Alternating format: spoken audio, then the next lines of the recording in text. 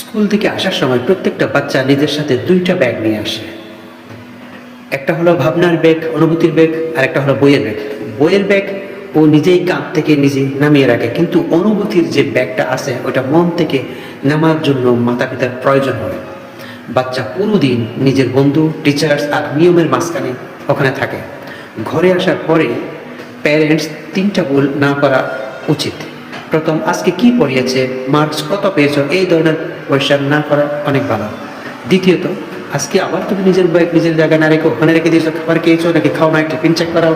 আমাদেরকে এই কথাগুলো অ্যাভয়েড করা বেশি প্রয়োজন।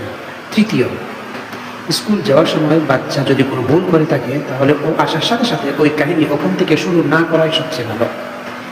আমাদেরকে অ্যাজ এ প্যারেন্টস এটা বোঝার বেশি প্রয়োজন যে বাচ্চা যখন স্কুল থেকে ঘরে আসে শুধু তখন রিপোর্ট কার্ড নিয়ে আসে না, ইনফ্যাক্ট পুরো দিনের অনুভব নিয়ে আসে। এই জন্য শুরুর 15 থেকে 20 মিনিট পর্যন্ত রিয়েলাইজ করান যে ও সবচেয়ে সুরক্ষিত জায়গায় চলে এসেছে। আপনি ওর কাছ থেকে এটা জানার চেষ্টা করেন আজকে পুরো দিন ও কখন একটু হেসেছে, কখন ওর কোনো জিনিসে খারাপ লেগেছে।